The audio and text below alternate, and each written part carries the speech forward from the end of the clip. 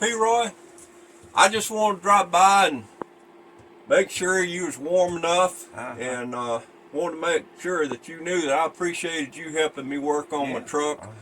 I think I've got it figured out, but I appreciate you putting that spring back in. I think what it is it's still scraping and all, and I'm on my next episode I'm gonna see about getting it fixed. I don't think it'll be that hard.